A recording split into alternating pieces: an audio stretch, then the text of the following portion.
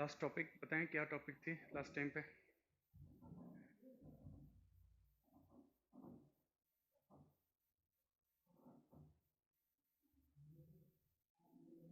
National income start किया था, थोड़ा सा methods of national income. Okay, ठीक है। मैंने आपको बताए थे नेशनल इनकम,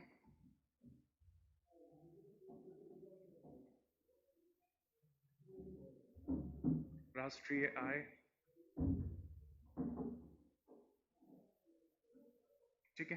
इस की कैलकुलेशन के लिए हमने एक ऑर्गेनाइजेशन बनाया था, ठीक है। और ऑर्गेनाइजेशन था सीएसओ, सेंट्रल स्टैटिस्टिकल ऑर्गेनाइजेशन, जो ऑर्गेनाइजेशन इंडिया की नेशनल इनकम की कैलकुलेशन करता है अलग अलग मेथड से। बट नेशनल इनकम कैलकुलेशन करने में सबसे बड़ी ऑब्स्टिकल्स जो हैं, that is informal nature of our economy. And मैंने बताए भी थे कि कितने मेथड्स होते हैं। 3 मेथड्स होते हैं।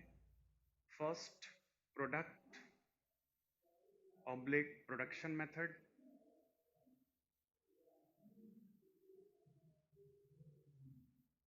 हिंदी में उत्पाद या उत्पादन विधि, ठीक है। सेकंड मैंने बताए थे मेथड इनकम मेथड,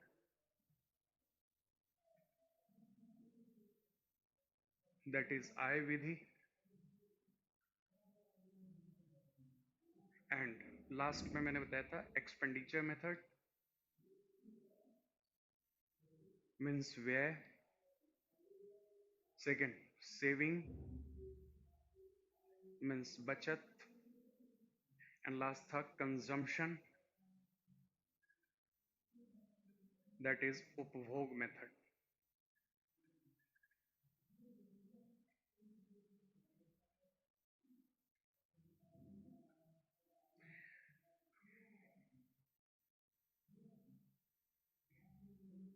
ठीक है। इन सारे मेथड्स को मैंने आपको शायद नोट डाउन कराया था लास्ट क्लास में। बताएं, इससे आगे तो कुछ डिस्कस नहीं किया था सर। इकोनॉमिक्स की करंट भी कवर करवाएं। Okay, good morning, good morning. तो यहीं तक किया था, मेथड्स बताए थे, ठीक है। अब इन सभी मेथड से सेंट्रल स्टैटिस्टिकल ऑर्गेनाइजेशन पहले फाइंड आउट करता है ग्रॉस डोमेस्टिक प्रोडक्ट, सकल घरेलू उत्पाद। एंड आई थिंक कि इतना ही किया था। ओके, ठीक है। तो नोट डाउन करना चाहें तो कर लीजिएगा, लिखिए बाय ऑल दीज मेथड, ठीक है। इन सभी विधि के द्वारा, बाय ऑल दीज मेथड, इन सभी विधि के द्वारा CSO, central statistical organisation, CSO, central statistical organisation, केंद्रीय सांख्यिकी संगठन, फर्स्टली कैलकुलेट GDP, पहले सकल घरेलू उत्पाद की गणना करता है, ग्रॉस डोमेस्टिक प्रोडक्ट। हिंदी में कहते हैं इसको हम सकल घरेलू उत्पाद।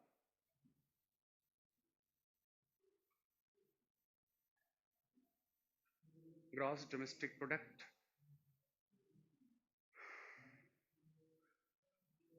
नोट्स बना भी लीजिए, नोट्स में अपलोड कर भी दूंगा, डोंट वरी, मिल जाएंगे सारी चीज़ें, ठीक है।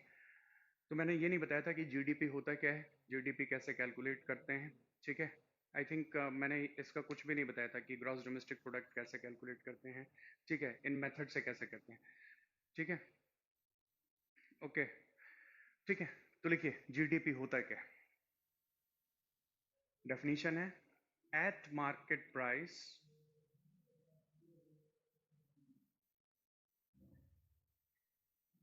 all final goods and services, all final goods and services produced within domestic territory, produced within domestic territory in a financial year.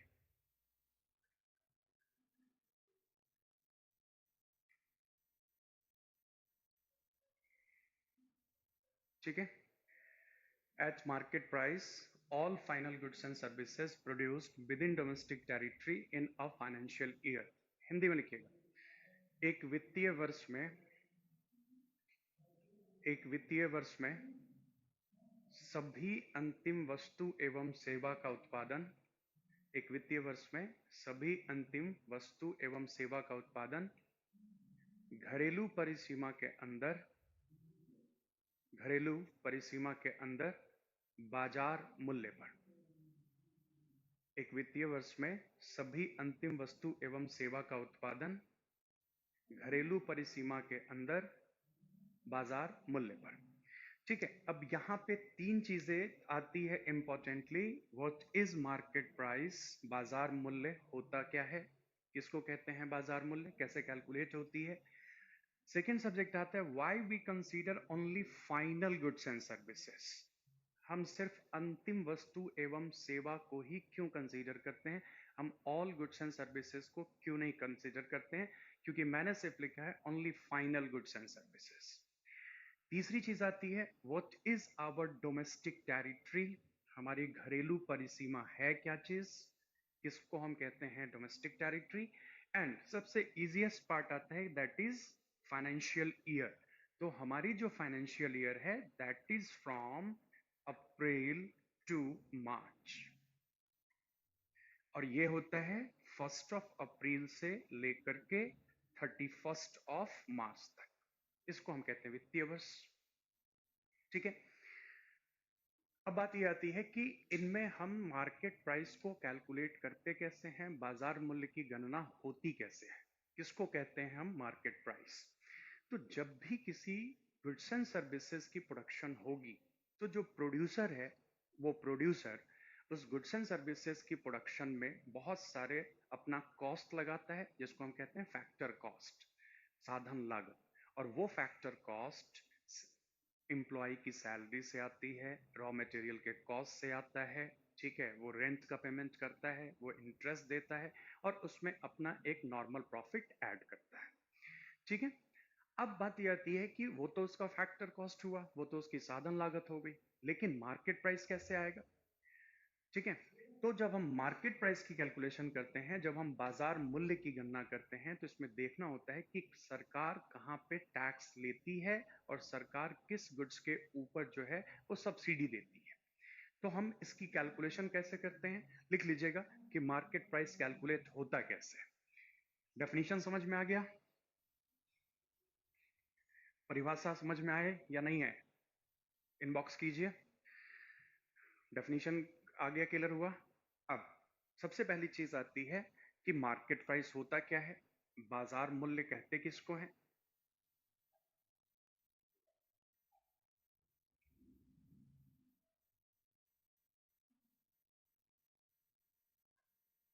ये कैसे कैलकुलेट की जाती है, तो इसका दो तरीका होता है मार्केट प्राइस कैलकुलेट करने का। जब भी कोई उत्पादक किसी भी गुड्स एंड सर्विसेज की प्रोडक्शन करता है, तो ऑब्वियस सी बात है उस प्रोडक्शन में जो है उसको लेबर कॉस्ट देनी पड़ती है, रेंट देनी पड़ती है, इंटरेस्ट देना पड़ता है, वो अपनी नॉर्मल प्रॉफिट ऐड करता है। ठीक है, अब ये फर्म जब उस गुड्स एंड सर्विसेज की प्रोडक्शन करेगा तो उस प्रोडक्शन में उसकी लागत लगेगी, उसको हमने कहा फैक्टर कॉस्ट, दैट इज साधन लागत। अब इस फैक्टर कॉस्ट के ऊपर अगर ये goods and services subject of subsidy नहीं है तो सरकार उससे क्या लेगी, इनडायरेक्ट टैक्स, अप्रत्यक्ष कर, और इनडायरेक्ट टैक्स लेगा कौन, गवर्नमेंट, सरकार जो है वो लेगी। अब इस इनडायरेक्ट टैक्स को पेमेंट करने के बाद ये फर्म कहां पे ऐड करेगा, फैक्टर कॉस्ट में, प्लस ऐड कर दी हमने इनडायरेक्ट टैक्स को। अब इन दोनों की जो एडिशन हो जाएगी, factor cost plus indirect tax, is became a market price. इसको हम कहते हैं बाजार मूल्य।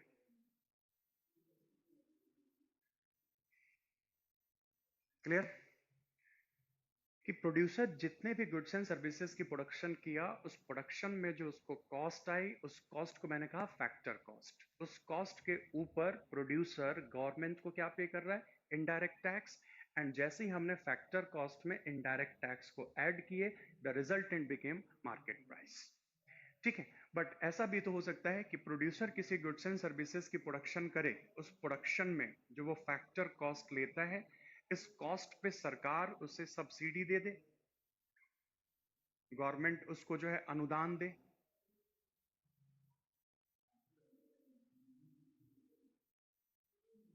क्योंकि अगर इसकी कॉस्ट ऑफ प्रोडक्शन बहुत ज्यादा होती है और वो इसेंशियल फॉर लाइफ है, ठीक है, तो उस सब्जेक्ट के ऊपर सरकार क्या देगी? उसको सब्सिडी। जब हम सब्सिडी का रिलेशन निकालते हैं तो फैक्टर कॉस्ट बनता है मार्केट प्राइस प्लस सब्सिडी, बाजार मूल्य प्लस अनुदान। ठीक है नीरज जी, मैं बताता हूं इनडायरेक्ट टैक्स होती क्या है। ठीक है, में क्या क्या आता है? देखिए, फैक्टर कॉस्ट में मेनली साधन लागत में जो ऐड होती है वो होता है rent plus salary plus interest plus normal profit.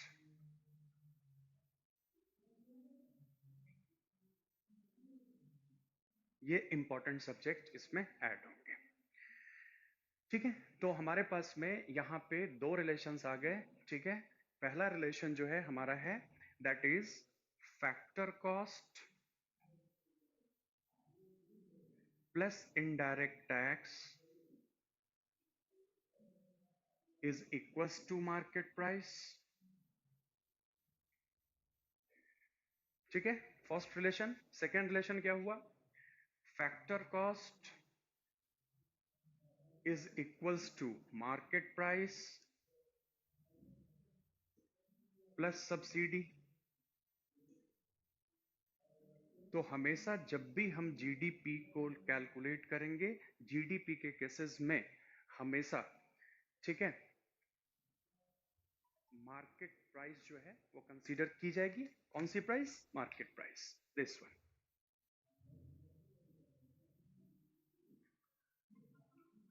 ठीक है, आगे समझ में?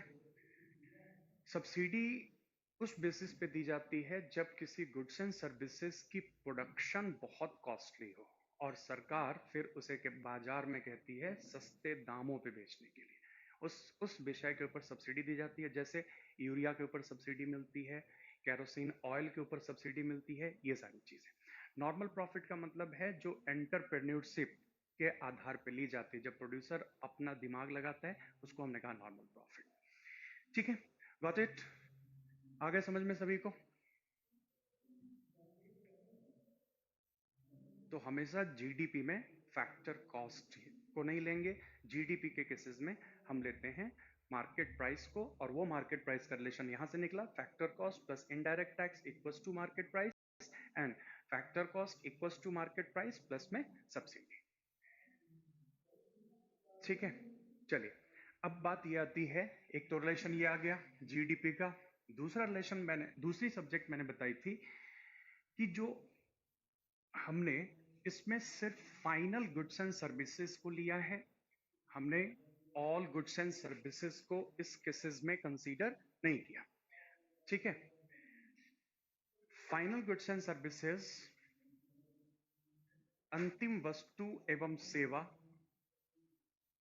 कंसीडर करने का रीजन है, इसके कारण है to avoid multiple countings, to avoid multiple countings.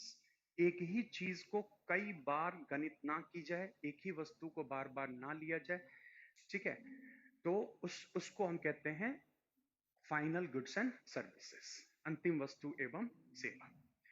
क्योंकि बार बार अगर एक ही चीज को आप करेंगे तो मल्टीपल काउंटिंग्स हो जाएगी, एक ही चीजें कई बार कैलकुलेट हो जाएंगी, जिस कारण से हमारी सीएसओ सिर्फ किसको कंसीडर करता है? फाइनल गुड्स एंड सर्विसेज को। अंतिम वस्तु एवं सेवा को जो है वो कंसीडर करता है। अब इनमें सबसे बड़ी बात ये आती है कि व्हाट इज डोमेस्टिक टेरिटरी, घरेलू परिसीमा का मतलब होता क्या है, किसको हमने कहा डोमेस्टिक टेरिटरी। ठीक है, डोमेस्टिक टेरिटरी के लिए, घरेलू परिसीमा के लिए पहले हमें देखना होगा हमारी एरियाज कितने हैं। इंडिया जो है वो एक पेनिनसुला है, एंड इस पेनिनसुला में 29 स्टेट हैं प्लस 7 यूनियन टेरिटरी। पहला तो डोमेस्टिक टेरिटरी हमारा ये हो गया। 29 राज्य, 7 केंद्र शासित प्रदेश, प्लस हमारे लैंड बाउंड्री से इंटरनेशनल वाटर लॉज कहता है कि अगर 12 नॉटिकल माइल, 12 नॉटिकल माइल तक या 12 समुद्री सीमा तक जो भी रिसोर्सेज हमारे पास हैं, ठीक है, Avinash, final goods and services कहने का मतलब है कि जिसको आप डायरेक्टली कंज्यूम कर सकते हो। ठीक है, ठीक है, जितने भी सी एंड ओशियन बाउंड्री हैं वो भी हमारा डोमेस्टिक टेरिटरी है। सागर एवं महासागर की जो सीमाएं हैं वो भी हमारा घरेलू परिसीमा है। हमारे पास कुछ रिसोर्सेज ऐसे हैं जो पूरे वर्ल्ड वाइड इनकम जनरेट करते हैं, शिप एंड एरोप्लेन है, ये भी हमारा डोमेस्टिक टेरिटरी है। हमारे जो एम्बेसीज जो भारत के बाहर है वो भी हमारी डोमेस्टिक टेरिटरी है। हमारा जो मिलिट्री बेस भारत के बाहर है वो भी हमारी डोमेस्टिक टेरिटरी है। और यहां से आए हुए सभी अंतिम वस्तु एवं सेवा की जो मार्केट प्राइस है वो इंडिया के जीडीपी में ऐड होगा। ठीक है, एंड फाइनेंशियल ईयर मैंने ऑलरेडी कहा, financial year is from 1st of April to 31st of March, और इसी डेफिनेशन को कहा गया ग्रॉस डोमेस्टिक प्रोडक्ट। ठीक है, तो अगर आप जीडीपी को न्यूमेरिकली देखें तो market price, MP is market price into Q is quantity, and here the Q is quantity of final goods and services. Final goods and services. ठीक है, तो न्यूमेरिकल रिलेशन क्लियर हो गया कि सभी अंतिम वस्तु एवं सेवाओं का मार्केट प्राइस पे उनकी क्वांटिटी से मल्टीप्लाई करेंगे, that is our GDP. Any doubt?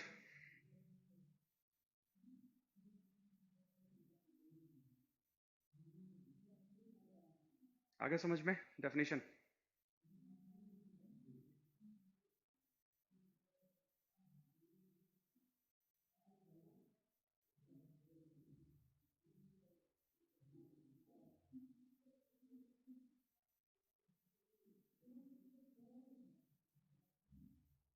ठीक है, तो ये हमारा जीडीपी है। अब एक दो चीज और लिख लेंगे, जो जीडीपी की कैलकुलेशन हम करते हैं उसकी बेस ईयर, जो आधार वर्ष है हमारे सकल घरेलू उत्पाद की, जो बेस ईयर है वो है 2011-12।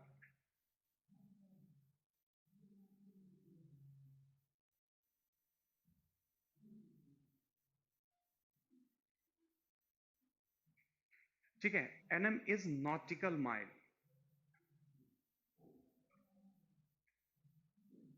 समुद्री क्षेत्र में जो लंबाई नापी जाती है, ठीक है, नहीं, बाहर जो सैलरी मिलती है किसी को, उसको हम जीडीपी में नहीं लेंगे। हम इन्हीं डोमेस्टिक टेरिटरी में जो एक्टिविटी होगी हम उसे अपने जीडीपी में लेंगे। समुद्री क्षेत्र की लंबाई नापने के लिए नॉटिकल माइल का यूज जो है वो किया जाता है। ठीक है, अब एक चीज, राइट नमन, ठीक है, हमारा जो बेस ईयर है, ठीक है, न्यू बेस ईयर लिख लीजिएगा, न्यू बेस ईयर, नया आधार वर्ष 2017-18, 2017-18, लेकिन ये इफेक्टिव कब से होगा? Effective from 2019-20 financial year.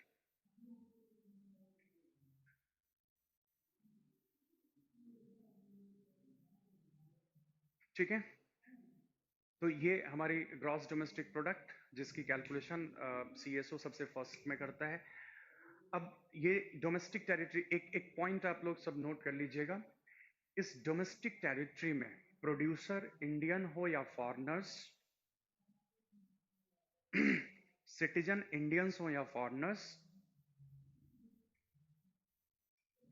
नहीं, जीडीपी में नहीं, एफडीआई, एफडीआई को जीएनपी में, ग्रॉस नेशनल प्रोडक्ट में, ठीक है। लिख लेंगे इस चीज को, लिखिए विद इन डोमेस्टिक टेरिटरी, घरेलू परिसीमा के अंदर, विद इन डोमेस्टिक टेरिटरी, घरेलू परिसीमा के अंदर, प्रोड्यूसर इज इंडियन और फॉरेन, प्रोड्यूसर इज इंडियन और फॉरेन, उत्पादक भारतीय हो या विदेशी, प्रोड्यूसर इज इंडियन और फॉरेन, उत्पादक भारतीय हो या विदेशी, सिटीजन इज इंडियन और फॉरेन, नागरिक भारतीय हो या विदेशी, सिटीजन इज इंडियन और फॉरेन, नागरिक भारतीय हो या विदेशी, they are all production counted into, they are all production counted into, उनका सभी उत्पाद, they are all production counted into Indian GDP, उनका सभी अंतिम उत्पाद भारतीय सकल घरेलू उत्पाद में गणित की जाती है। they are all production accounted into Indian GDP, उनका सभी अंतिम उत्पाद भारतीय सकल घरेलू में गणित की जाती है। और वही चीजें हमारे ऊपर अप्लाई होगी कि अगर हमारा कोई फर्म इंडिया से बाहर है, हमारे कोई सिटीजन इंडिया से बाहर हैं, उनका जितना प्रोडक्शन उस डोमेस्टिक टेरिटरी में होगा वो वहां की जीडीपी में कैलकुलेट की जाएगी, वो इंडिया के जीडीपी में कैलकुलेट नहीं होगा। ठीक है, समझ में आ गया? ठीक है, नोट कर लीजिएगा फिर से। इन आवर डोमेस्टिक टेरिटरी, हमारे घरेलू परिसीमा के अंतर्गत, प्रोड्यूसर इज इंडियन और फॉरेन, उत्पादक भारतीय हो या विदेशी, सिटीजन इज इंडियन और फॉरेन, नागरिक भारतीय हो या विदेशी, they are all production accounted into Indian GDP. ठीक है, सुंदर पिचाई की सैलरी जो है वो जिस कंट्री में है, वो यूएस में है, वहां पे कैलकुलेट की जाएगी। ठीक है, इंडियन जीडीपी में उसकी कैलकुलेशन नहीं होगी। देखो अविनाश, बेस ईयर का मतलब होता है जिस ईयर के रिस्पेक्ट में हम हर चीज की कैलकुलेशन करते हैं, इकोनॉमिक कैलकुलेशन जो करते हैं, दैट इज बेस ईयर। और वो बेस ईयर जो है, ठीक है, वो हमारा था 2011-12, अब हमारी बेस ईयर है 2017-18, जो लागू होगा 2019-20 से। ठीक है, ठीक है। एम्बेसीज का मतलब होता है दूतावास, जो हमारे फॉरेन रिप्रेजेंटेटिव्स होते हैं, ठीक है, वहां से आती है। ठीक है, हल्दीराम को जो यूरोप में प्रॉफिट होगा वो इंडिया में ही होगा काउंट? नहीं नहीं, बिल्कुल नहीं, उनका जो भी प्रॉफिट होगा सब उस देश में काउंट होगा, लेकिन जो भी वो अपने प्रॉफिट का पार्ट इंडिया में भेजेंगे वो इंडियन जीडीपी में नहीं होगा, वो इंडियन जीएनपी में होगा। ठीक है, yes, 12 nautical mile is constant everywhere, सब जगह एक समान है।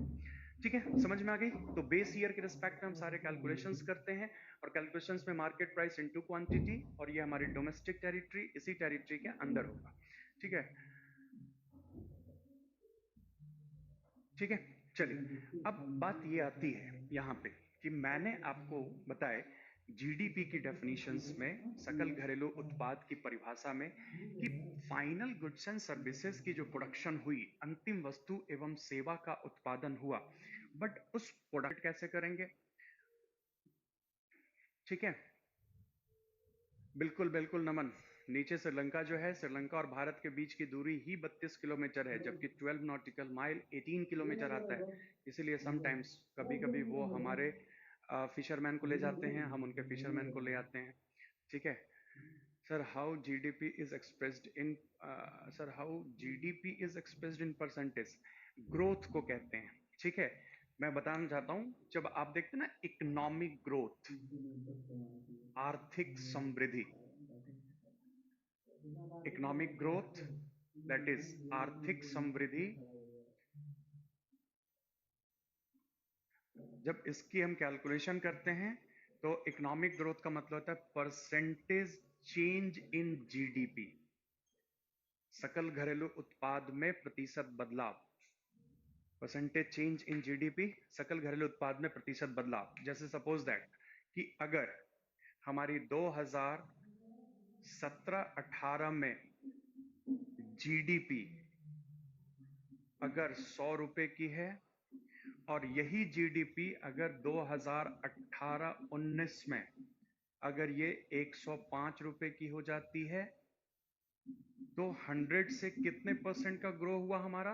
5%। हम इसको परसेंटेज में रिप्रेजेंट करते हैं।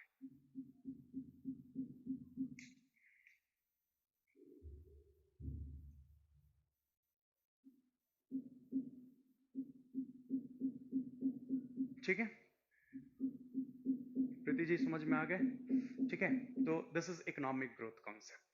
अब बात ये आती है कि मैंने आपको, फिर मैं उसी पॉइंट पे आता हूँ, मैंने आपको जब जीडीपी की डेफिनेशन बताई, उस डेफिनेशन में मैंने आपको बताया कि जितने भी फाइनल गुड्स एंड सर्विसेज की प्रोडक्शन होती है, उस फाइनल गुड्स एंड सर्विसेज की प्रोडक्शन के रिस्पेक्ट में हम उसकी मार्केट प्राइस लेते हैं और मार्केट प्राइस से मल्टीप्लाई कर देते हैं और मल्टीप्लिकेशन के बाद आता है हमारा वो जीडीपी। बट उस प्रोडक्शन के रिस्पेक्ट में जो लॉसेज हुए, उस उत्पादन के संदर्भ में जो हानि हुआ, कि मान लीजिए किसी एक प्रोड्यूसर ने 100 रुपी के फाइनल गुड्स एंड सर्विसेज की प्रोडक्शन की, बट उस प्रोडक्शन के रिस्पेक्ट में अगर उसका 1 रुपए का नुकसान हो गया, सपोज दैट मशीन पुरानी हो गई या मशीन में टूट फूट हो गए, तो जो भी लॉसेज होते हैं प्रोडक्शन के रिस्पेक्ट में, उसको हमने कहा डेप्रिशिएशन। और ग्रॉस है तो सारे प्रोडक्शन को ले ली लेकिन लॉसेस को नहीं लिया, और जैसे हम लॉसेस को हटाते हैं तो लॉसेस को हटाने के बाद वो ग्रॉस डोमेस्टिक प्रोडक्ट से बन जाता है नेट डोमेस्टिक प्रोडक्ट। ठीक है, तो नेक्स्ट टॉपिक लिखिएगा डेप्रिशिएशन। डेप्रिशिएशन मूल्यह्रास।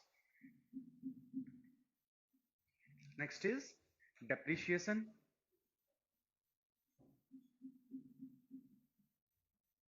मूल्यह्रास। ठीक है, डेप्रिशिएशन का मतलब होता है लॉसेस ड्यू टू प्रोडक्शन।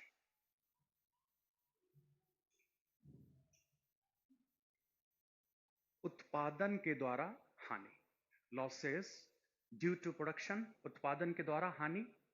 ठीक है, और इसको कैलकुलेट कौन करता है? Calculated by ministry of commerce and industry. Ministry of commerce and industry, वाणिज्य एवं उद्योग मंत्रालय के द्वारा गणित की जाती है। लॉसेस ड्यू टू प्रोडक्शन, उत्पादन के कारण हानि, इसकी गणना वाणिज्य एवं उद्योग मंत्रालय के द्वारा। बट अगर किसी तरीके के लॉसेस नेचुरल क्लाइमिटीज के कारण होते हैं, प्राकृतिक आपदा के कारण हो, या any losses due to accidental, दुर्घटना के कारण अगर कोई नुकसान हो, हम उसको डेप्रिशिएशन में कैलकुलेट नहीं करते। लिख लीजिएगा इस पॉइंट को। ठीक है, if any losses due to natural calamities, if any losses due to natural calamities, प्राकृतिक आपदा के कारण नुकसान, if any losses due to natural calamities, प्राकृतिक आपदा के कारण नुकसान, और लॉसेस ड्यू टू एक्सीडेंटल, एवं दुर्घटना के कारण नुकसान और लॉसेस ड्यू टू एक्सीडेंटल एवं दुर्घटना के कारण नुकसान is not a subject of depreciation. यह मूल्यह्रास का विषय नहीं है। Is not a subject of depreciation, यह मूल्यह्रास का विषय नहीं है। ठीक है, अब बात यह आती है कि अगर हम जीडीपी में डेप्रिशिएशन को एक्सक्लूड करते हैं, मूल्यह्रास को अगर हटाते हैं, तो ये बन जाता है हमारा नेट डोमेस्टिक प्रोडक्ट। इसको हम कहते हैं निवल घरेलू उत्पाद। नेट डोमेस्टिक प्रोडक्ट, निवल घरेलू उत्पाद। ठीक है, अब आपसे यही क्वेश्चन बार बार एग्जामिनेशन में पूछा जाता है और आप कहां पे गलती करते हैं? यहां पे जी क्या है? ग्रॉस, सकल। ठीक है, यहाँ पे डी क्या है? डेप्रिशिएशन, मूल्यह्रास। और जैसे ही आप लॉसेस को बाहर करते हैं तो रिजल्टेंट आपका क्या आता है? Net. Always remember, gross minus depreciation is equivalent to net. कभी भी आप प्रोडक्ट को चेंज मत कीजिएगा। Here domestic product, again here the product is domestic product. But आप एग्जामिनेशन में क्या करके आते हैं? जैसे ही आपसे gross domestic product minus depreciation की बात आती है, आप इसको शो कर देते हैं क्या? Net national product. कभी भी प्रोडक्ट को चेंज मत कीजिएगा, ठीक है? Gross minus depreciation equals to net, ये रिलेशन हमेशा याद रखेंगे। और इन शॉर्ट अगर इसको लिखा जाए, ठीक है, तो इन शॉर्ट क्या लिखेंगे? GDP minus D is equals to NDP, या gross domestic product minus net domestic product is equals to depreciation.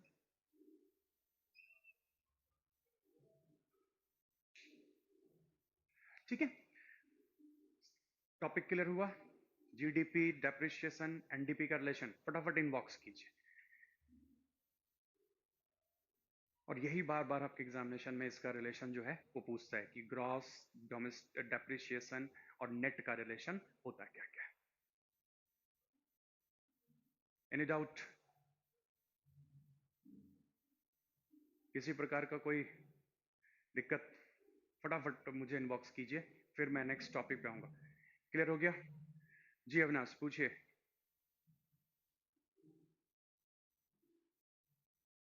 ठीक है, नेक्स्ट नेक्स्ट चले। तो ये पूरी की पूरी स्टोरी जो थी ये हमारे डोमेस्टिक टेरिटरी के अंतर्गत था, हमारे घरेलू परिसीमा के अंतर्गत था। लेकिन बात ये आती है, ठीक है, कि अब जो हमने फाइनल गुड्स एंड सर्विसेज का प्रोडक्शन किया, और नमन आपका क्वेश्चन भी था, ठीक है, लास्ट टाइम सीडीएस में गलत हुआ तो मेरा या लास्ट टाइम सीडीएस में गलत हुआ तो, ठीक है, हाँ नमन यही क्वेश्चन था आपका जिस पे हम लोग आ रहे हैं फिर से। ठीक है, अब बात ये आती है कि इंडिया जो है एक ओपन इकोनॉमी है, हमारी अर्थव्यवस्था खुली अर्थव्यवस्था है। अब ओपन इकोनॉमी के केसेस में हम अनदर कंट्रीज के साथ एक्सपोर्ट इंपोर्ट भी करते हैं, अनदर कंट्रीज से हमारे यहाँ इन्वेस्टमेंट भी आते हैं, रेमिटेंसेस भी आते हैं। अब जैसे ही आप डोमेस्टिक टेरिटरी के बाहर बात करेंगे, घरेलू परिसीमा के जैसे ही हम बाहर जाते हैं, तो वैसे ही हमारा ये प्रोडक्ट जो है वो ग्रॉस डोमेस्टिक से बन जाता है ग्रॉस नेशनल प्रोडक्ट। तो नेक्स्ट टॉपिक नोट डाउन कीजिएगा, ग्रॉस नेशनल प्रोडक्ट, जीएनपी, सकल राष्ट्रीय उत्पाद, ग्रॉस नेशनल प्रोडक्ट, सकल राष्ट्रीय उत्पाद, जीएनपी, ग्रॉस नेशनल प्रोडक्ट, सकल राष्ट्रीय उत्पाद। जब हम जीएनपी के ऊपर आते हैं तो जीएनपी में यह कहा गया कि GDP, gross domestic product plus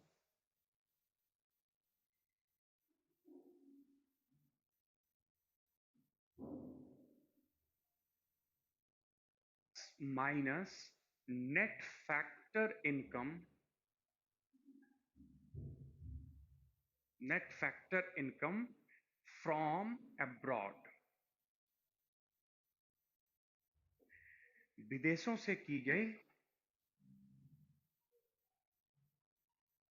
विदेशों से की गई शुद्ध प्राप्ति,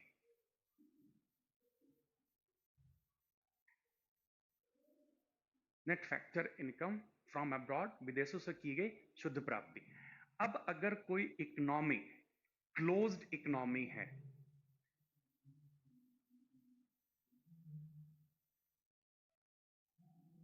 बंद अर्थव्यवस्था है, तो क्लोज्ड इकोनॉमी के केसेस में net factor income from abroad क्या हो जाएगा आपका? जीरो।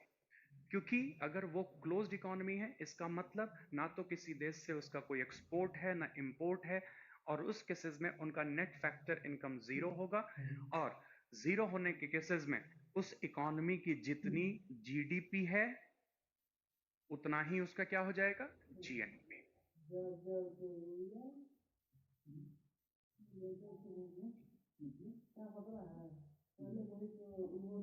ठीक है, कि अगर इकोनॉमी क्लोज इकोनॉमी है, बंद अर्थव्यवस्था है, तो उसका विदेशों से कोई प्राप्ति नहीं होगी, और जब कोई प्राप्ति नहीं होगी तो जितना उनका डोमेस्टिक प्रोडक्ट है उतना ही उनका नेशनल प्रोडक्ट होगा।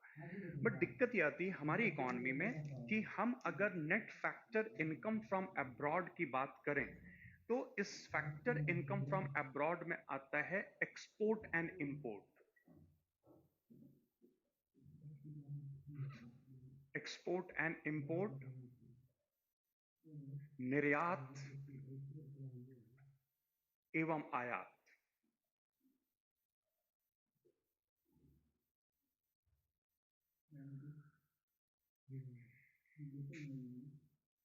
Yes, north Korea is closed economy. ठीक है, अब बात यह आती है कि अगर हमने एक्सपोर्ट ज्यादा किया, जो कंप्लीट इमेजिनरी एग्जांपल है, if export is more than import, यदि हमने निर्यात ज्यादा किया आयात से, तो ऑब्वियस सी बात है हमारा net factor income from abroad क्या हो जाएगा? पॉजिटिव, क्योंकि सामने वाली कंट्री हमें पेमेंट करेगी, हमने उसको ज्यादा सामान बेचे हैं, हमने उससे कम सामान खरीदे हैं। अब उस केसेस में हमारा फैक्टर इनकम फ्रॉम अब्रॉड क्या होगा? बढ़ेगा, पॉजिटिव होगा। तो इस केसेस में आपका जीएनपी का relation GDP plus net factor income from abroad हो जाएंगे, क्योंकि आपने क्या किया है? एक्सपोर्ट ज्यादा किया है इंपोर्ट से। लेकिन वास्तविक में होता यह है कि हमेशा हम इंपोर्ट ज्यादा करते हैं, आयात ज्यादा करते हैं, एक्सपोर्ट कम करते हैं, जिस कारण से हमेशा हमारी देनदारी बनी रहती है, और इस केसेस में net factor income from abroad हमारी क्या हो जाती है? निगेटिव। और जब ये निगेटिव होगा तो GNP is equals to GDP minus net factor income from abroad. ये रिलेशन हमारे केसेस में आता है।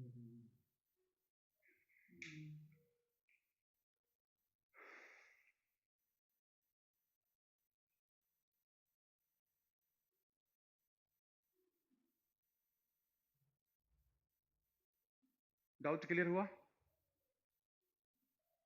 Gross national product and gross domestic product के केसेस में रिलेशनशिप फटाफट इनबॉक्स कीजिए, कोई डाउट इस पे?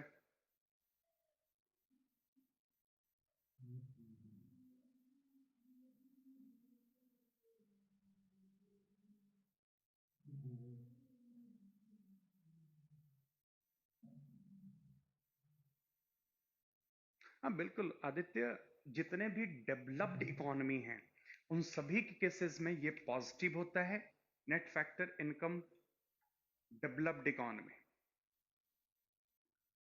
विकसित अर्थव्यवस्था केसेस में। लाइक एग्जांपल अगर आप लेंगे तो यूनाइटेड स्टेट ऑफ अमेरिका, और ये चीजें हमेशा डेवलपिंग इकोनॉमी के साथ होगा, विकासशील अर्थव्यवस्था।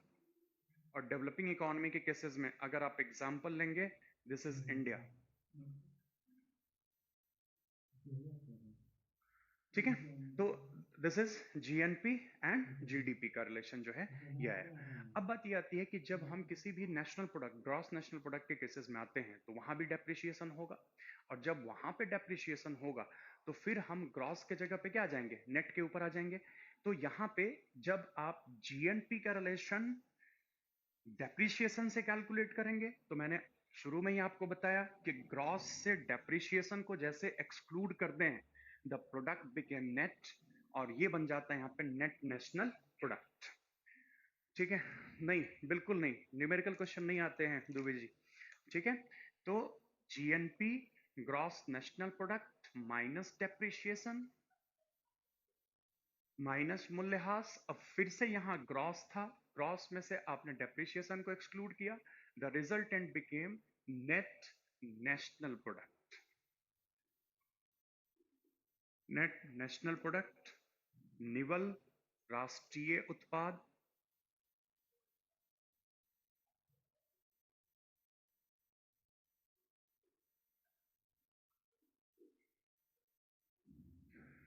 ठीक है, अब फिर से यहां रिलेशन आ गया, GNP minus D is identical to NNP, and the difference between GNP and NNP is what? Is depreciation.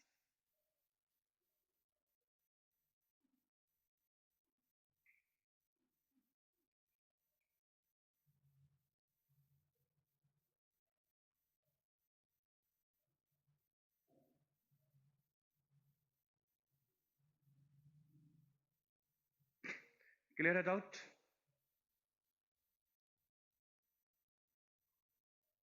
आ जाएंगे, वीडियो आ जाएंगे, थोड़ी बहुत सर्वर की प्रॉब्लम होगी। ठीक है, तो अभी तक हमने जो डिस्कस किया, ठीक है, उस डिस्कशन का ब्रीफ ये था कि पहले मैंने आपको बताया GDP at market price is equals to market price into quantity. GDP at market price में मैंने डेप्रिसिएशन को एक्सक्लूड किया, तो रिलेशन आया आपका NDP at market price. GDP at market price में हमने प्लस माइनस किया net factor income from abroad, तो रिजल्टेंट आ गया आपका GNP at market price. GNP at market price में हमने डेप्रिसिएशन को एक्सक्लूड किया, resultant became NNP at market price. इतने फॉर्मूले हमने अभी तक डिस्कस किए। इजहार कौन सा रिलेशन क्लियर नहीं हुआ? Sir triple sign minor difference के लिए, ठीक है, नहीं नहीं, आइडेंटिकल के लिए, आइडेंटिकल होते हैं, माइनस प्लस के लिए नहीं, आइडेंटिकल सब्जेक्ट होता है जिसके कारण मैं ट्रिपल साइन यूज कर रहा हूं।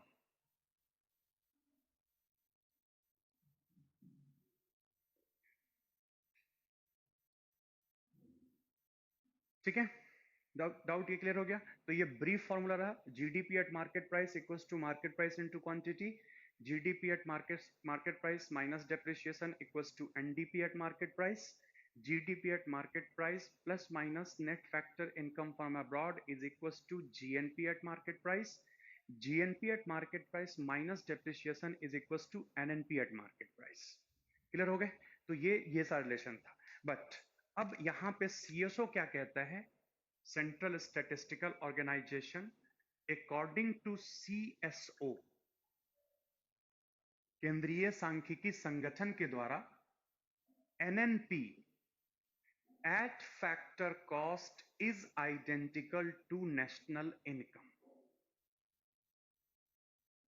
निबल राष्ट्रीय उत्पाद साधन लागत के ऊपर NNP at factor cost is national income, निबल राष्ट्रीय उत्पाद साधन लागत के ऊपर। अब हमने थोड़ी देर पहले आपको बताया कि factor cost plus indirect tax is equals to market price, और factor cost is equals to market price plus subsidy.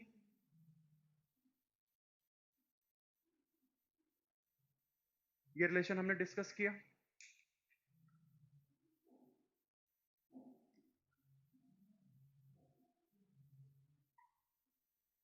Factor cost plus indirect tax is equals to market price, factor cost equals to market price plus subsidy.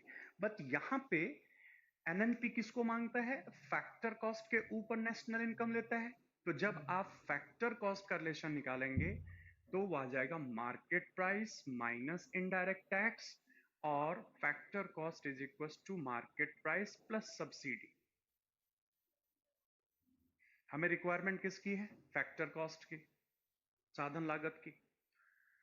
अब जितना government ने NNP at market price पे लिया, उसमें से आप tax को exclude कर दीजिए, सब्सिडी को इंक्लूड कर लीजिए, तो आप लिखेंगे NNP at factor cost is equals to NNP at market price minus indirect tax, और ये किसके बराबर हो गया आपका? नेशनल इनकम, राष्ट्रीय आय।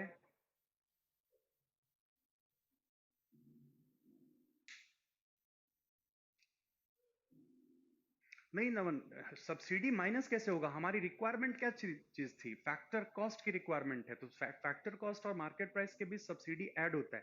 Factor cost minus subsidy is equal to market price. Exactly, वो तो बनेगा ही, लेकिन हमारा फॉर्मूला क्या कहता है? NNP at factor cost. हमें फैक्टर कॉस्ट चाहिए, तो हमने सब्सिडी को क्या किया है?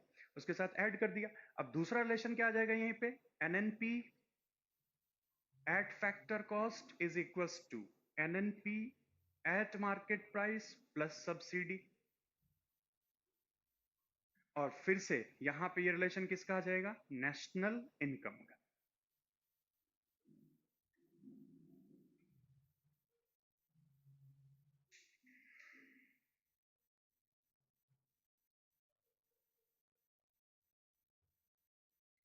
ठीक है आदित्य, देखो मैंने रिलेशन शुरू में क्या निकाला? Factor cost equals to market price minus indirect tax हो गया। ठीक है, क्योंकि factor cost plus indirect tax add करके मार्केट प्राइस बना था। हमारी रिक्वायरमेंट किसकी है? फैक्टर कॉस्ट की, तो हमने टैक्स को एक्सक्लूड कर दिया। अब यहाँ पे हमने ऑलरेडी पहले निकाला था factor cost equals to market price plus subsidy, हमने सब्सिडी को ऐड कर दिया। ठीक है, क्लियर हो गया? तो ये हमारे पास में नेशनल इनकम के दो फॉर्मूले आ गए। एक फॉर्मूला आया नेशनल इनकम का, NNP at market price minus indirect tax, और दूसरा फॉर्मूला नेशनल इनकम का आ गया, NNP at market price plus subsidy. But बात ये होती है कि आपने तो यहाँ पे दो नेशनल इनकम कैलकुलेट कर लिए, दो राष्ट्रीय है। अब इनका एक फॉर्मूला क्या होगा? किस तरीके से आप एक फॉर्मूले पे आएंगे?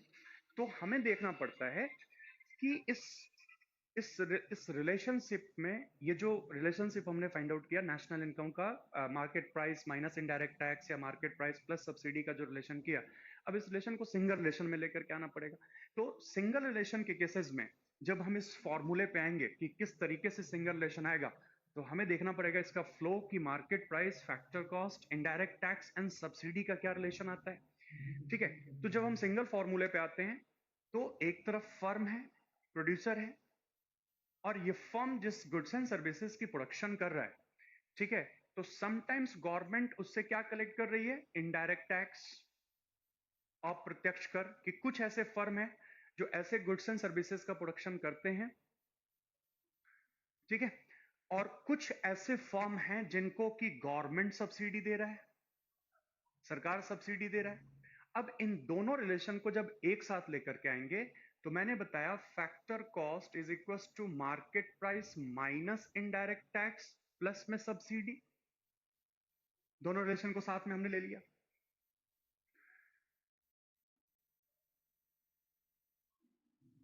ठीक है, अब यहां पे हमेशा रिलेशन ये कहता है कि गवर्नमेंट इनडायरेक्ट टैक्स ज्यादा लेती है, सब्सिडी कम देती है। और जब आप इन दोनों के बीच का डिफरेंस लेते हैं, इन दोनों के बीच की जब अंतर को लेते हैं, तो indirect tax minus subsidy is equals to net indirect tax. इसको शॉर्ट में कहा गया NIT. Exactly, indirect tax means transferable tax, जो फाइनली कौन देता है नमन? कंज्यूमर, हम और आप देते हैं इसको। प्रोड्यूसर बीच में देता है और हम और आप लास्ट में देते हैं। अब इस रिलेशन को जब आप इन रिलेशन से कैलकुलेट करेंगे, कि मैंने क्या कहा? इनडायरेक्ट टैक्स एंड सब्सिडी का डिफरेंस हो गया नेट इनडायरेक्ट टैक्स। तो उस केसेस में आप इस रिलेशन को जब करें, तो factor cost is equal to market price minus common ले लिया, इनडायरेक्ट टैक्स माइनस सब्सिडी। और इनडायरेक्ट टैक्स एंड सब्सिडी का रिलेशन क्या कहता है? Net indirect tax. तो factor cost equals to market price minus में नेट इनडायरेक्ट टैक्स। अब आप इस रिलेशन को ले लीजिए, NNP at factor cost is equals to NNP at market price minus net indirect tax. और ये किसके बराबर हो गया? नेशनल इनकम, राष्ट्रीय आय। पहले समझ लो अमित, फिर उसके बाद लिखना।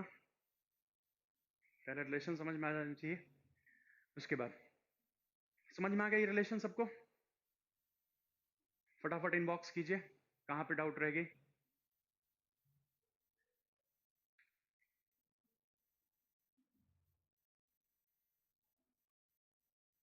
क्लियर है?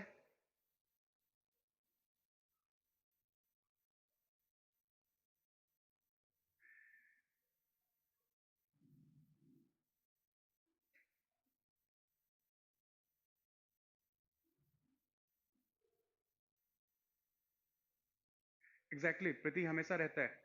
ठीक है, हमेशा ही इनडायरेक्ट टैक्स सरकार ज्यादा लेती है। ठीक है, सब्सिडी कम देती है। अंकित देखो, मैंने क्या कहा कि हम फिर से इस पे आते हैं। फॉर्म इनडायरेक्ट टैक्स गवर्नमेंट को पे करेगा। ठीक है, कोई भी उत्पादक जो है, विशाल डाउट थोड़ी देर से। ठीक है, फर्म जो है वो गवर्नमेंट को हमेशा इनडायरेक्ट टैक्स देगा, और जिस भी गुड्स एंड सर्विसेज की प्रोडक्शन कॉस्ट बहुत ज्यादा है, ठीक है, उसके लिए वो सब्सिडी देगा गवर्नमेंट।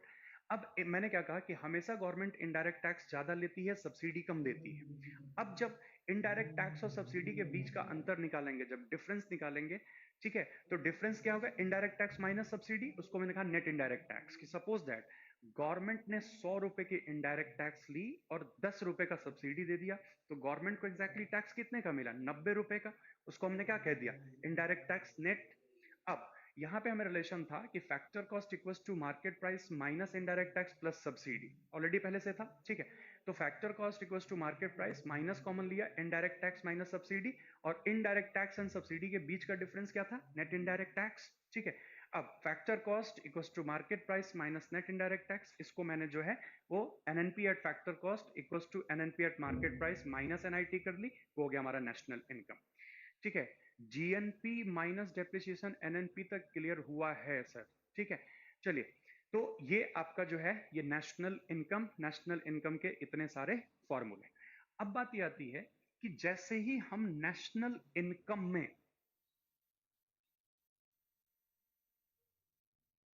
जैसे ही हम नेशनल इनकम में टोटल पॉपुलेशन से डिवाइड करते हैं, कुल जनसंख्या से, तो रिलेशन आता है पर कैपिटा इनकम। पर कैपिटा इनकम, इसको कहा जाता है प्रति व्यक्ति आय।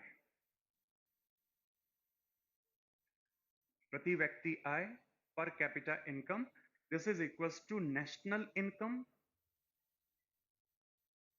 राष्ट्रीय आय, डिवाइडेड बाय टोटल पॉपुलेशन। और ये जो जनसंख्या होगा, कुल जनसंख्या, लास्ट सेंसस, जो आखिरी जनगणना है, वो हम लेंगे जनसंख्या। ठीक है, सारा सारा जब टैक्स भी गवर्नमेंट को लेनी है और सब्सिडी भी देनी है, तो टैक्स कम कर देना। दोनों प्रोसेस साइमल्टेनियसली क्यों यूज कर रहा है? देखिए, टैक्स लेने के बाद सरकार की रेवेन्यू बढ़ती है।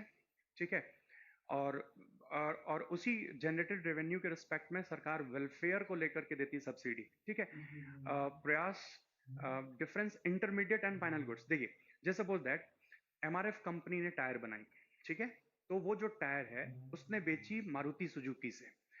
तो अगर एमआरएफ भी उस टायर की प्राइसेस अपने में ऐड कर ले, और मारुति सुजुकी भी अपने द्वारा बनाए गए कार में उस टायर को ऐड कर ले, तो उसकी कैलकुलेशन कितनी जगह हो गई? 2 जगह पे हो गई। अब इसी डबल कैलकुलेशन को लेने के लिए जो मारुति सुजुकी की कैलकुलेशन होगी वो हम लेंगे, क्योंकि मारुति सुजुकी के लिए वो टायर क्या हो गया? इंटरमीडिएट। उसने अपने उस व्हीकल को असेंबल करने के लिए। ठीक है सर, गवर्नमेंट सब्सिडी किन फॉर्म को देती है? जैसे जो यूरिया बनाने वाली कंपनी है, ठीक है, जो कंपनी केरोसिन ऑयल बनाती है, उनको देती है। और सब्सिडी उन आर्टिकल्स पे दिया जाता है जिसकी फैक्टर कॉस्ट बहुत ज्यादा होती है और वो इसेंशियल फॉर लाइफ होता है, जीवन की आधारभूत जरूरत के लिए होती है, तो वहां पे सब्सिडी सरकार देती है। तो ये रिलेशन समझ में आ गया? ठीक है, अब इनबॉक्स कीजिए, जो भी डाउट्स हैं उसको इनबॉक्स कीजिए वन बाय वन, क्योंकि this is all about national income calculation and formulas. ठीक है, जो भी डाउट है फटाफट इनबॉक्स कीजिए, फिर नेक्स्ट चैप्टर पे चलेंगे।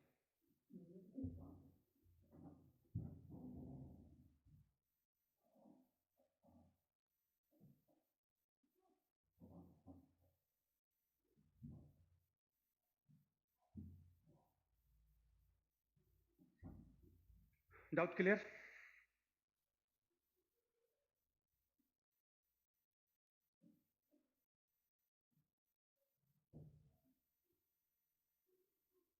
ठीक है, तो नेक्स्ट चैप्टर पे आते हैं।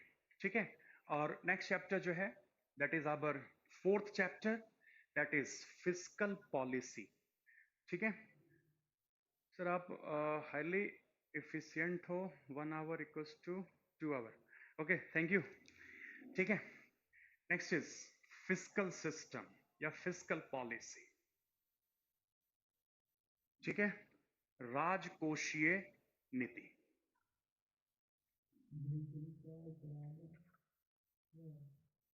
फिजिकल पॉलिसी,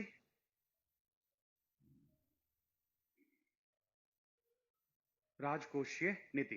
देखिए, ये एक सिस्टम है, इंडिया में एक प्रणाली बनाई गई है भारतीय अर्थव्यवस्था के लिए, जिसमें सरकार एक तरफ से रेवेन्यू जनरेट करता है, और revenue generation is are indirect taxes में जैसे कस्टम ड्यूटी होती है, जीएसटी है, ठीक है, सेल टैक्स हैं, ये सब इनडायरेक्ट टैक्स के हैं। मैं इसी चैप्टर में आपको बताऊंगा इनडायरेक्ट टैक्सेस होते कौन है।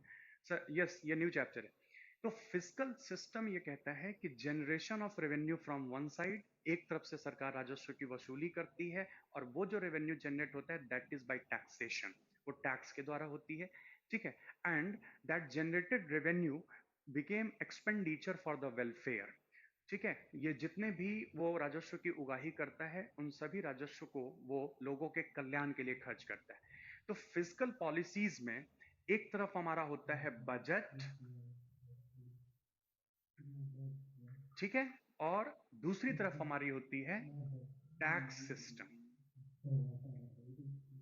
या टैक्स सिस्टम की जगह पे आप कहें टैक्सेशन,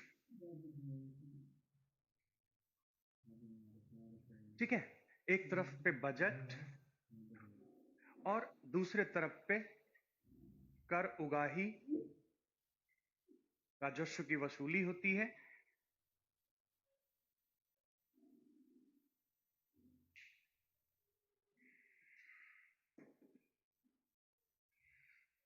ठीक है। अब बात ये आती है कि ये बजट कैसे बनता है, कौन बनाता है, बजट में क्या क्या सब्जेक्ट होते हैं। टैक्सेशन में जो कई सारे टाइप्स के टैक्सेस हैं, उन टैक्सेस के एग्जाम्पल्स क्या हैं, तो ये सारी चीजें जो हैं वो हैं। तो फर्स्ट टॉपिक लिखिएगा, budget in India. Budget in India, first topic is budget in India. Bharat में budget, budget in India, Bharat में बजट, ठीक है। कुछ पॉइंट्स हैं जिस बजट को, और इसके बारे में लिख लीजिएगा। सबसे पहली चीज, जो बजट है ये एक फ्रेंच वर्ड है, और फ्रेंच वर्ड में इसको कहा गया बॉगेटी,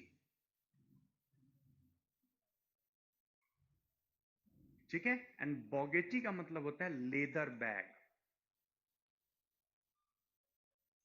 जो वो हमारा फाइनेंस मिनिस्टर लेकर के आते हैं, ठीक है।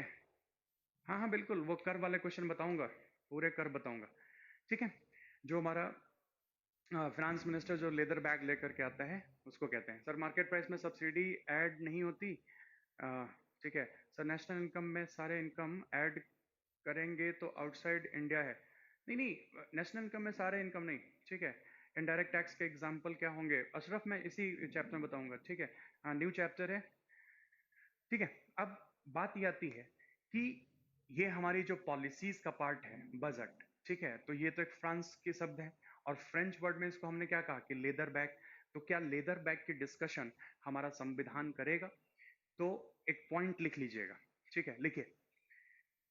इन आवर कॉन्स्टिट्यूशन, हमारे संविधान में, in our constitution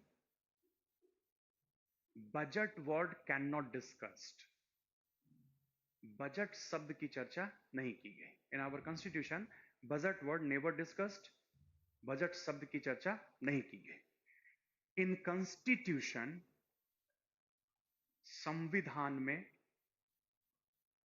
in constitution, संविधान में, बाय आर्टिकल नंबर 112, अनुच्छेद 112 के अनुसार, बाय आर्टिकल नंबर 112, अनुच्छेद 112 के अनुसार, annual financial statement,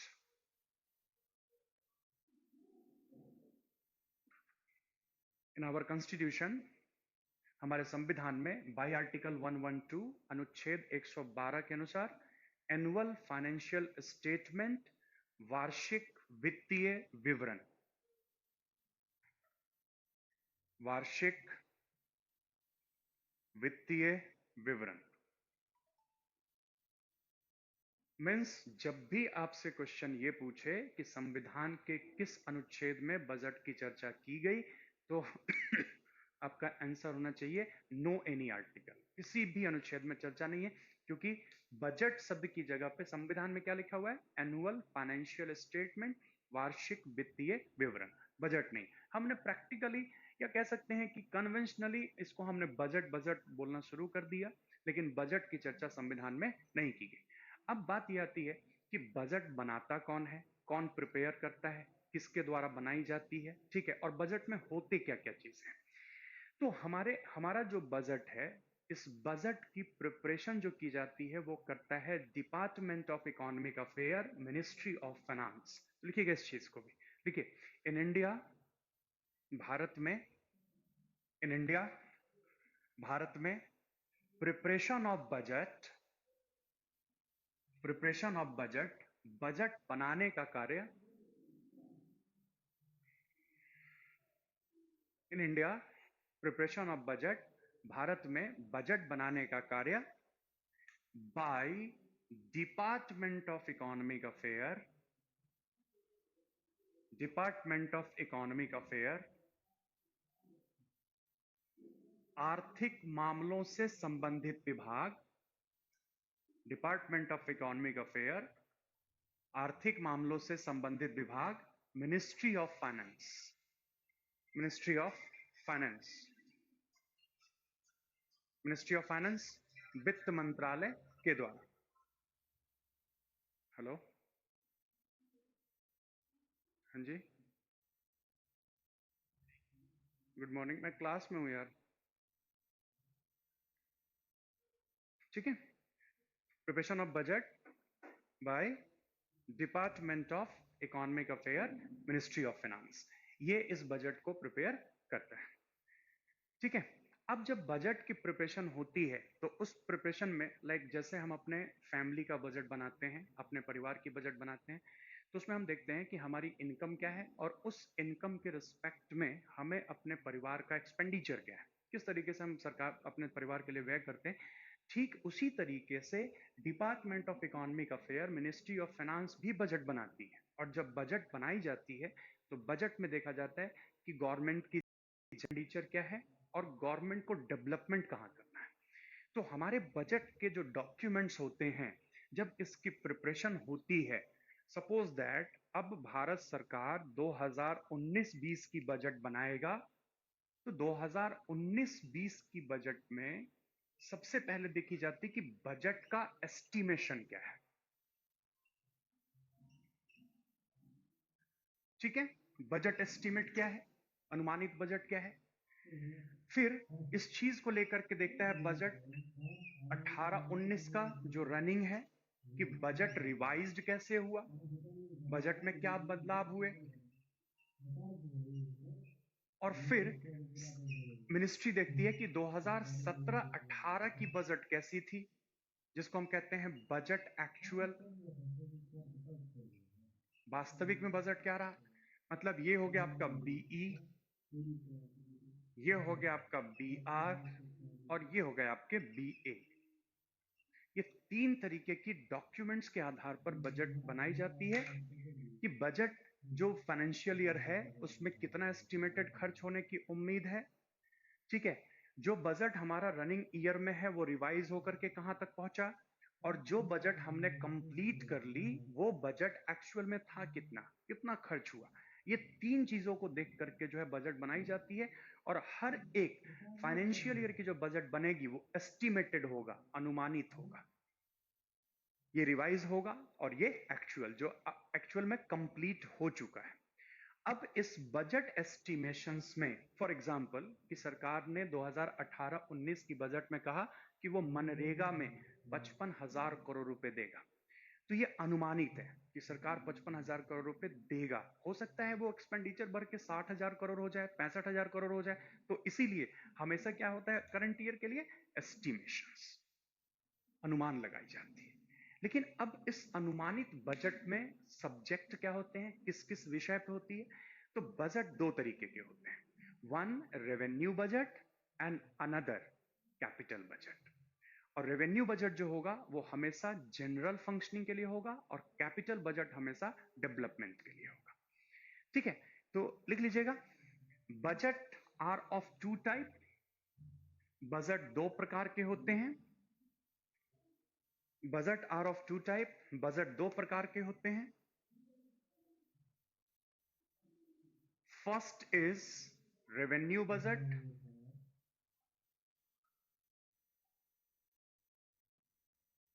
and second is capital budget.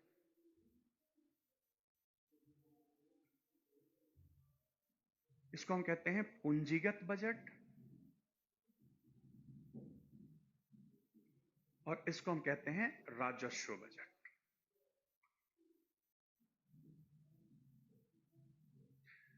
ठीक है, अब ये जो बजट होती है, जो रेवेन्यू बजट होती है, ये बजट होता है for the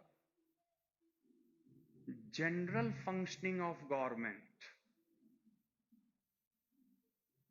for the general functioning of government, सरकार के सामान्य कामकाज के लिए।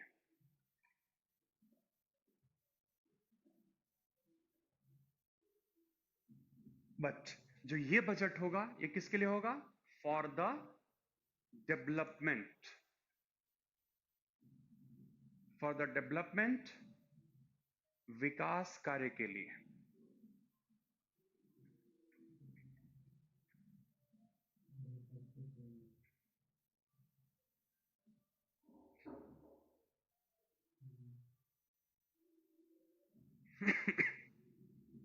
ठीक है, वन फॉर डेवलपमेंट, जैसे कहीं हाईवे बनाना है, कहीं जो है आपका रेलवे ट्रैक्स बनाने हैं, उन सब के लिए क्या रहेगा? Development budget, capital. और जहां भी सरकार को जनरल फंक्शनिंग करना है, वहां पे बजट कौन सा रहेगा? रेवेन्यू। अब बात ये आती है कि इन हर टाइप ऑफ बजट में देयर इज एक्सपेंडिचर, सरकार का व्यय है, and for that expenditure there is a receipt, सरकार को प्राप्ति मिलती है। अब यहाँ पे जो जनरल फंक्शनिंग है, जनरल फंक्शनिंग में जो गवर्नमेंट की एक्सपेंडिचर है, जो सरकार का व्यय है, ये एक्सपेंडिचर एंड रिसिप्ट दोनों होते हैं। तो एक्सपेंडिचर जो है इनका, सरकार का जो व्यय है, इस व्यय में क्या क्या आते हैं? सबसे पहले सैलरी, वेतन, सेकंड पेंशन, सरकार अपने रिटायर्ड एम्प्लॉय को पेंशन देती है। थर्ड इज सब्सिडी, अनुदान। Fourth is defence, Raksha. Fifth is interest payment. ठीक है, जो हमने कर्ज ले रखा है उस पे हम ब्याज अदायगी करेंगे।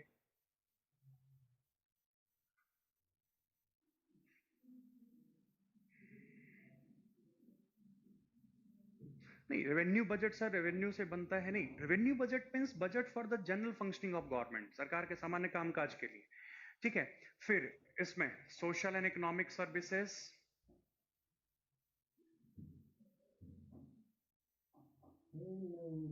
सामाजिक एवं आर्थिक सेवा के लिए।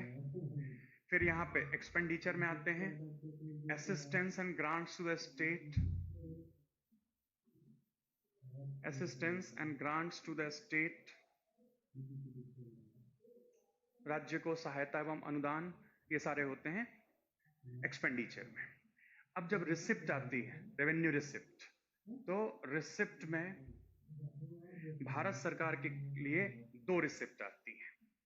वन इज टैक्स रिसिप्ट, कर प्राप्ति। Another is non tax receipt, गैर कर प्राप्ति। One is tax receipt, another is non tax receipt. Tax receipt में कितने टाइप के टैक्स सरकार को आएंगे? डायरेक्ट और इनडायरेक्ट, प्रत्यक्ष एवं अप्रत्यक्ष कर, डायरेक्ट और इनडायरेक्ट। डायरेक्ट टैक्सेस में क्या क्या आएगा? इनकम टैक्स, आयकर, कॉरपोरेट इनकम टैक्स, निगम कर। ठीक है। इनडायरेक्ट टैक्सेस में सरकार को क्या क्या मिलती है? भारत सरकार को कस्टम ड्यूटी, सीमा शुल्क, यूनियन एक्साइज ड्यूटी, केंद्रीय राजस्व शुल्क, सीजीएसटी, ये सब मिलते हैं। ठीक है। इनकम टैक्स को कहा गया है आयकर। ठीक है। कॉर्पोरेट इनकम टैक्स को निगम कर। ठीक है। कस्टम ड्यूटी को सीमा शुल्क। ठीक है। केंद्रीय उत्पाद शुल्क,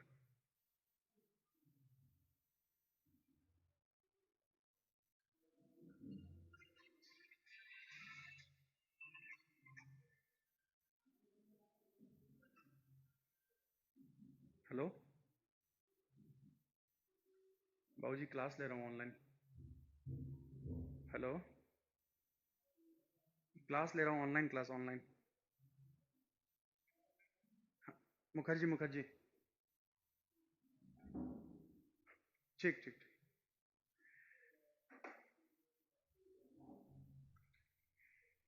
ठीक है, क्लियर हो गया। अब बात ये आती है कि नॉन टैक्स रिसिप्ट क्या क्या आते हैं। ये तो टैक्स रिसिप्ट हो गई जिसमें सरकार को जो है मल्टीपल टाइप के डायरेक्ट और इनडायरेक्ट टैक्सेस मिले। बट नॉन टैक्स रिसिप्ट में वो रिसिप्ट आती है जो टैक्स का सब्जेक्ट नहीं है। ठीक है। अब जीएसटी कर दिया गया है, नहीं आदर्श जी, अभी भी कस्टम ड्यूटी लगती है। ठीक है। जीएसटी में अगले चैप्टर में बताऊंगा, टैक्स चैप्टर में, कि जीएसटी किस चीज पे लगाई जाती है। ये बहुत बड़ा कंफ्यूजन है कि all indirect tax merged into GST, ऐसा नहीं है, अभी भी कस्टम ड्यूटी है। और भारत सरकार को 2018-19 में 8% टोटल रिसिप्ट का उनको मिलेगा। ठीक है, कस्टम ड्यूटी से। अब बात आती है कि नॉन टैक्स रिसिप्ट क्या क्या आते हैं। गैर राजस्व प्राप्ति क्या है? नॉन टैक्स रिसिप्ट किसको कहते हैं? तो नॉन टैक्स रिसिप्ट में सरकार को मिलती है प्रॉफिट, लाभ। नॉन टैक्स रिसिप्ट में सरकार को आता है डिविडेंड। ये भी लाभ होता है लेकिन शेयर के बेसिस पे होता है। ठीक है। रिसिप्ट फ्रॉम सेंट्रल पुलिस, केंद्रीय पुलिस से प्राप्ति, जैसे दिल्ली पुलिस की है। कस्टम ड्यूटी के बाद union excise duty, Amit ji, union excise duty, केंद्रीय उत्पाद शुल्क। ठीक है। Receipt from central police, receipt from union territory, केंद्र शासित प्रदेशों से प्राप्ति। ठीक है। Receipt from public service commission, receipt from public service commission.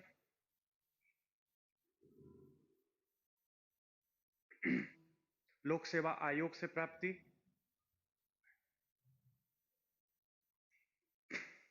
Adil, अगर हम जीएसटी को, क्रूड ऑयल को जीएसटी में लाएंगे तो उसकी प्राइसेस बहुत कम हो जाएगी और फिर मिस यूटिलाइजेशन ज़्यादा हो जाएगा उसका। ठीक है। हम डिमेरिट आर्टिकल्स के ऊपर टैक्सेस ज़्यादा लेते हैं, कम टैक्सेस लेंगे तो उसका मिसयूज होगा। ठीक है। अब देख लीजिए, मैं बताता हूँ नॉन टैक्स रिसिप्ट में किसकी प्रॉफिट, मतलब गवर्नमेंट को अपने एंटरप्राइजेस से मिलेंगे, जो सरकार का अपना उद्योग है वहां से प्राप्ति होगी। डिविडेंड वहां से आती है जहां सरकार का अपना 100% शेयर नहीं होता है, सरकार कुछ परसेंटेज शेयर रखती है, उससे डिविडेंड मिलेगा। रिसिप्ट फ्रॉम सेंट्रल पुलिस कहने का मतलब है जैसे दिल्ली पुलिस है, चंडीगढ़ पुलिस है, इन सब के जितने रिसिप्ट आएंगे, ठीक है, वो सभी सेंट्रल पुलिस का हो जाएगा। रिसिप्ट फ्रॉम यूनियन टेरिटरी, जो केंद्र शासित प्रदेशों से हमें प्राप्ति मिलती है, ये वो सारे रिसिप्ट हैं जो अलग अलग सर्विसेज को लेके मिलते हैं। लाइक अंडमान एंड निकोबार से भारत सरकार को जो रिसिप्ट आती है वो वुडन बिजनेस से आता है, लकड़ी के व्यापार से आता है। वहीं सरकार को जो रिसिप्ट आपको चंडीगढ़ से मिलती है वो सर्विसेज से मिलती है, वो भारत सरकार की रिसिप्ट है। पब्लिक सर्विस कमीशन का रिसिप्ट जो है, जैसे हमारे पास दो इंपॉर्टेंट पब्लिक सर्विस कमीशन है। ठीक है। पहला यूनियन पब्लिक सर्विस कमीशन और दूसरा स्टाफ सिलेक्शन कमीशन। तो यूपीएससी में जब हम जितने फॉर्म फिलअप करते हैं उस फॉर्म की जो रिसिप्ट होती है वो गवर्नमेंट की पब्लिक सर्विस कमीशन रिसिप्ट है। वही हमारा एसएससी का भी है, उसका जो फॉर्म का फीस है वो गवर्नमेंट की रिसिप्ट है। ठीक है, ओके शिवराज, मैं दोबारा लिख देता हूं, टैक्स रिसिप्ट है क्या, नॉन टैक्स रिसिप्ट क्लियर हो गया। ठीक है, लिख लीजिएगा टैक्स रिसिप्ट में क्या क्या था हमारे पास में। राजस्व प्राप्ति में हमने क्या क्या लिया, और राजस्व प्राप्ति की कर प्राप्ति में पहला डायरेक्ट प्रत्यक्ष, दूसरा इनडायरेक्ट अप्रत्यक्ष। डायरेक्ट टैक्स में हमने लिया इनकम टैक्स, आयकर, ठीक है। सेकंड हमने लिया कॉर्पोरेट इनकम टैक्स, निगम कर, ये सब लिया। इनडायरेक्ट टैक्स की रिसिप्ट में थी हमारे पास में कस्टम ड्यूटी, सीमा शुल्क, दूसरा था union excise duty,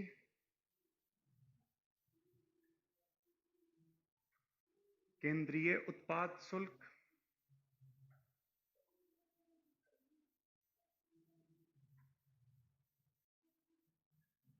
and last था हमारे पास में सीजीएसटी, जो भारत सरकार की रिसिप्ट है।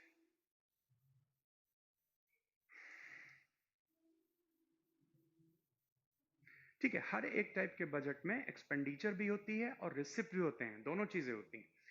ठीक है, क्लियर हो गया। तो रेवेन्यू बजट के ये एक्सपेंडिचर और ये रिसिप्ट, कोई डाउट यहां तक। Example for corporate IT, sir direct tax का कोई दूसरा पेड कर सकता है बट इनडायरेक्ट टैक्स को नहीं, ये स्टेटमेंट सही है। नहीं, डायरेक्ट टैक्स को कोई दूसरा पेड नहीं कर सकता है। इनडायरेक्ट टैक्स को देखिए, इनडायरेक्ट का मतलब ये होता है कि पहले पेमेंट किसी और ने किया, बाद में पेमेंट कोई और करेगा।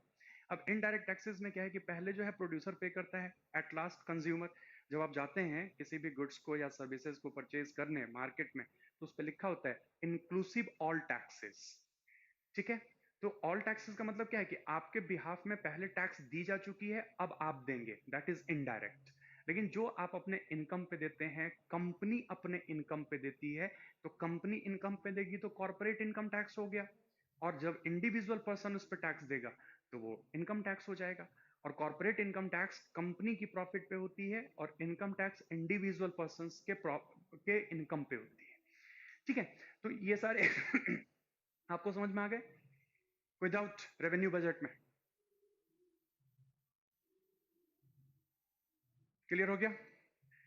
फटाफट इनबॉक्स कीजिए कोई डाउट हो तो।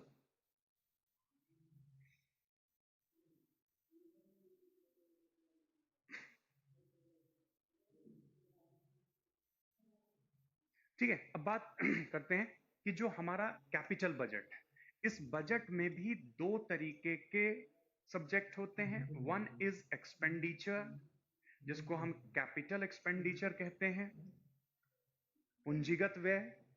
Sir triple sign, sir CGST क्या है? सीजीएसटी जो है जो आपको supply of goods and services पे लगाई जाती है, जो सेंट्रल गवर्नमेंट के अंदर में आएगा। ठीक है, मैं बताऊंगा central goods and service tax होती है आपको प्रीति जी, मैं नेक्स्ट क्लास में टैक्स में क्लियर करूंगा। यहाँ पे एक है एक्सपेंडिचर और दूसरी है रिसिप्ट। यहाँ पे जो एक्सपेंडिचर होगा फॉर डेवलपमेंट, ठीक है, जैसे एग्जाम्पल के लिए कंस्ट्रक्शन ऑफ नेशनल हाईवे, राष्ट्रीय राज्य मार्ग निर्माण में लगी लागत। ठीक है, construction of new railway lines, construction of new railway lines, नए रेल पथ निर्माण में। यहां पे जो रिसिप्ट आती है कैपिटल रिसिप्ट, ये दो तरीके के होते हैं। वन इज डेप्ट, मतलब कर्ज हम लेते हैं, एंड अनदर इज नॉन डेप्ट, गैर कर्ज प्राप्ति। डेप्ट कैपिटल रिसिप्ट, नॉन डेप्ट कैपिटल रिसिप्ट। और डेप्ट कैपिटल रिसिप्ट में हम सिंपल करते हैं बोरोइंग, कर्ज लेते हैं। और नॉन डेप्ट कैपिटल रिसिप्ट में हमारे पास आता है रिकवरी ऑफ लोन, लोन को हम रिकवर करते हैं।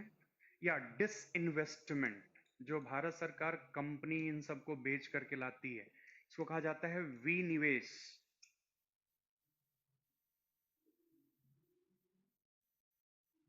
और ये आपकी टोटल कैपिटल बजट का सब्जेक्ट है।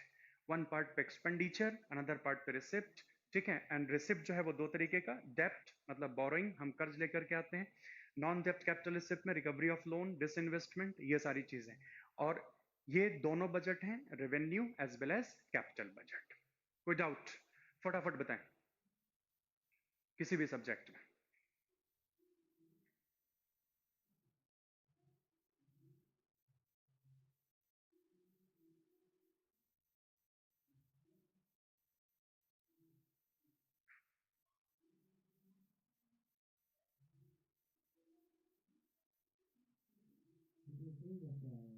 क्लियर हो गया?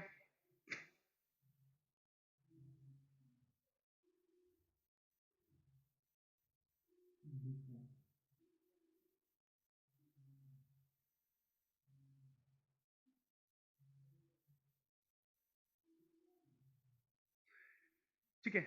बोरोइंग का मतलब हम दूसरे कंट्री से भी लेते हैं। भारत सरकार भारत के अंदर भी कर्ज लेती है, इंडियन कॉर्पोरेट से भी कर्ज लेती है। डिसइन्वेस्टमेंट मीन सरकार अपनी कुछ एसेट बेचती है, जैसे जैसे किसी कंपनी का कुछ शेयर बेच दिया, वो हमारा आता है डिसइन्वेस्टमेंट। एंड मैंने आपको बताए भी थे एलपीजी पॉलिसी, और एलपीजी पॉलिसी में जो प्राइवेटाइजेशन का था उसमें क्या किया था हमने, डिसइन्वेस्टमेंट। कि मान लीजिए सरकार एनटीपीसी का 5% शेयर बेच के पैसा ले आए, ठीक है। एस्टीमेट कमिटी चेक करती है सीएसओ की रिपोर्ट, नहीं नहीं, सीएसओ की रिपोर्ट नहीं, ठीक है। क्रूड ऑयल जीएसटी में आएगा तो क्या क्या मिसयूज होगा। आप ज्यादा से ज्यादा उसको जो है, साइड हो जाएं प्लीज, ठीक है। आप अगर जीएसटी को हम क्रूड ऑयल को अगर हम जीएसटी में लेकर के आते हैं तो कॉस्ट उसकी कम होगी, और कॉस्ट जब कम होगी तो उसका मिस यूटिलाइजेशन ज्यादा होगा, आप ज्यादा ज्यादा कंज्यूम करेंगे, ठीक है। पुरानी रेलवे लाइंस का एक्सपेंडिचर नहीं, पुरानी रेलवे लाइंस का एक्सपेंडिचर जो है, ठीक है, वो मेंटेनेंस कॉस्ट में आता है। और मेंटेनेंस हमेशा रेवेन्यू बजट में आएगा। हर साल जो होती है वो मेंटेनेंस का रहता है, ठीक है। Why India did not take money from World Bank in Kerala flood? नहीं, कोई जरूरत ही नहीं है, हमारे पास इतनी रेवेन्यू ऑलरेडी है, ठीक है। रेवेन्यू सपोर्ट लेने की जरूरत नहीं है फ्लड के लिए, ठीक है। वैसे ही बहुत सारे देशों से हमारे पास असिस्टेंस ग्रांट्स आते रहते हैं, बोरोइंग की जरूरत नहीं होती है। बोरोइंग तो हम तब करते हैं ना जब जब हमारा बजट में काम नहीं चलता है। अब एक लास्ट पॉइंट लिखिएगा, लास्ट पॉइंट, फिर नेक्स्ट क्लास में डिस्कस करेंगे। लिखिए, India budget is always, Bharat का बजट हमेशा, India budget is always a deficit budget. Bharat का बजट हमेशा घाटे का बजट रहता है। India budget is always deficit budget. Bharat का बजट हमेशा घाटे का बजट होता है। डिसइन्वेस्टमेंट का एग्जांपल, जैसे हमने एनटीपीसी का 5% शेयर बेच दी, 5% शेयर से जो भी हमें प्राप्ति मिलेगी वो हमारा डिसइन्वेस्टमेंट हो जाएगा। डेफिसिट बजट कहने का मतलब है कि गवर्नमेंट हमेशा एक्सपेंडिचर, व्यय जो है वो ज्यादा करती है, रिसिप्ट कम मिलता है। Expenditure is more than receipt.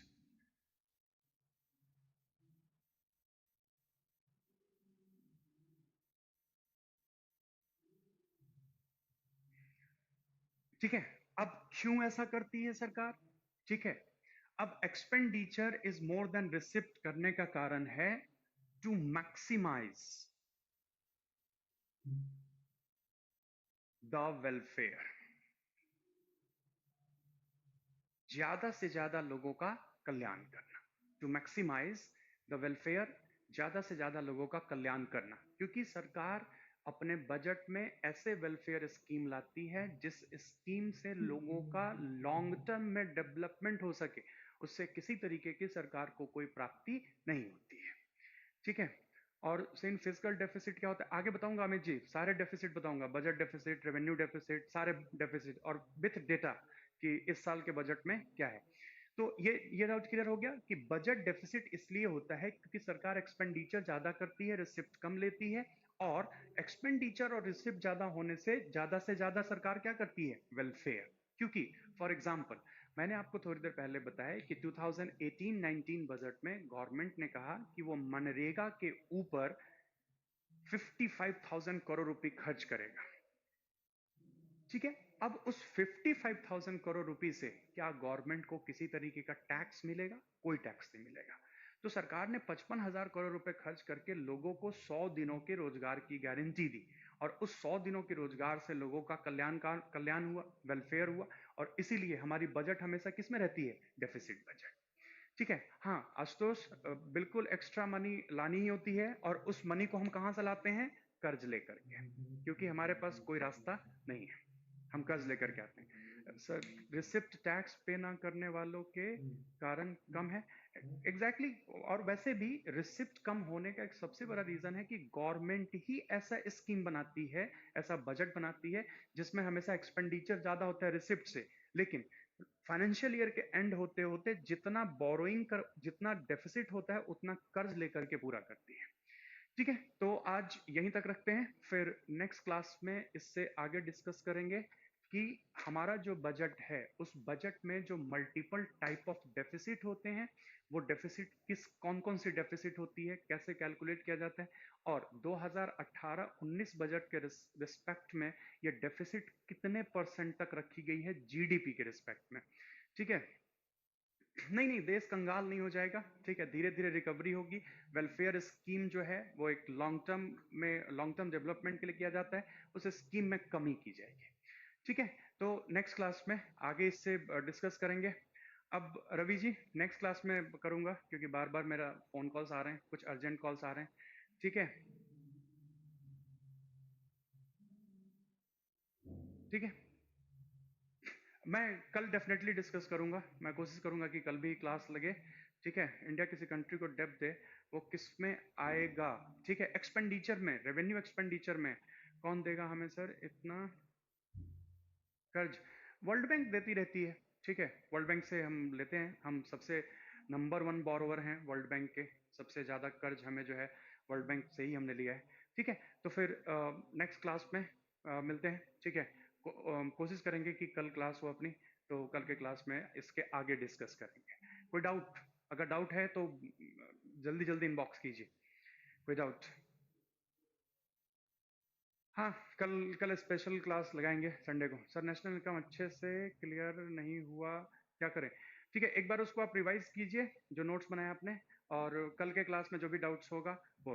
Number one borrower, हाँ हमारे ऊपर 430 बिलियन डॉलर का कर्ज है वर्ल्ड बैंक का, 430 बिलियन डॉलर। ठीक है, तो सही है। ठीक है, ओके, थैंक यू।